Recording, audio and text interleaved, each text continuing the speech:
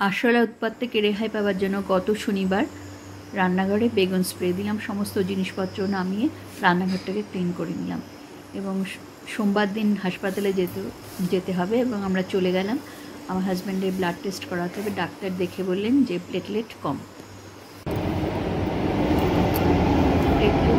হওয়ার জন্য doctor injection দিলেন আর বিট আর বেদানার জুস খাওয়াতে বললেন। আমি এসে বাড়িতে সব কিছু মিশিয়ে একটা জুস বানিয়ে, তো আপনারা সকলেই জানেন বেদানা এবং বিট দুটোই অ্যান্টিঅক্সিডেন্ট আর এই দুটোই প্লেটলেট বাড়ায়। হার্ট কন্ডিশনে ব্লাড প্রেশার যদি হাই থাকে তাহলে সেটাও নিরাময় করে। যাদের ক্যান্সার আছে তাদের জন্য এটা খুব উপকারী। বিটরুট ন্যাচারালি ডিটক্স করে আপনার শরীর থেকে সমস্ত টক্সিন বের করে দেয়। আমরা যদি লাগাতার 5-6 দিন বিটরুটের জুস খাই তাহলে যে কোনো খাবার হজম করতে আমাদের সুবিধা হবে এবং আমাদের স্কিন গ্লো করবে। আর গ্লোয়িং স্কিন কে না চায় বলুন।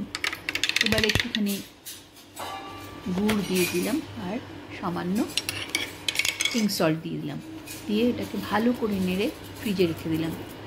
খুব ঠান্ডা না, হালকা ঠান্ডা হলে সেটা বের করে ওকে দিলাম।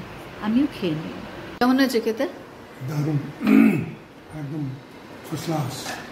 তারপরে চিকেনের ঝোল আর ভাত বানিয়ে নিলাম। সর্ষের তেলের মধ্যে অল্প চিনি দিলাম ক্যারামেলাইজ করে দিলাম আর দিয়ে দিলাম আদা রসুন পেঁয়াজটাকে সমানে কষিয়ে দিয়ে দিলাম ধনেপাতা ডাঁট। এটাকেও খানিকক্ষণ কষিয়ে নিয়ে লঙ্কা গুঁড়ো দিলাম, লঙ্কা গুঁড়ো দিয়ে নেড়ে তারপরে দিয়ে দিলাম 2 চামচ দই দিয়ে নেড়ে দিয়ে দিলাম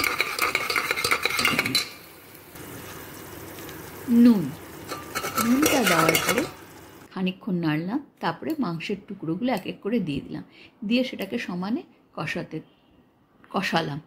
তারপরে লঙ্কার গুঁড়ো আলু ভাজা করে রেখেছিলাম সেই আলু ভাজাগুলো দিলাম চিকেন মশলা, গার্লিক পাউডারটা একটা আর চিকেন মশলাটা মাংসের ঝোলের টেস্টটাকে খুব বাড়িয়ে দেয়। আপনারা এইভাবে করে দেখবেন। আর দিলাম গরম জল দিয়ে 2 সিটি, আর অন্যদিকে ভাত বসিয়ে দিয়েছি। আর তার সঙ্গে সঙ্গে আমি ফুলকপি আর ব্রোকলিকে হালকা ভাপ দিয়ে নিয়েছি। দিয়ে প্যানের মধ্যে মাখন দিয়ে রসুন কুচি দিয়ে ফুলকপি আর ব্রোকলিটিতে একটু নুন আর সামান্য শুকনো লঙ্কার গুঁড়ো দিয়ে হালকা ভেজেলাম। ডিপ ফ্রাই না কিন্তু। আপনারা তো সবসময় ভাজা বা যে কোনো একটা তরকারি খান, সেরকম না খেয়ে এরকম হালকা ভাজা করে সেদ্ধ করে খেয়ে দেখবেন, ভালো লাগবে এবং এটা খুব উপকারী। আমার মাংস রেডি। প্রত্যেকে ধনেপাতার কুচি দিয়ে দিলাম আর দিয়ে দিচ্ছি একটা রসুন।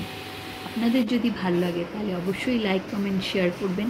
এইভাবে আমি আমার দুপুরের খাবারটা সাজিয়ে নিলাম। ভালো থাকবেন, সুস্থ থাকবেন।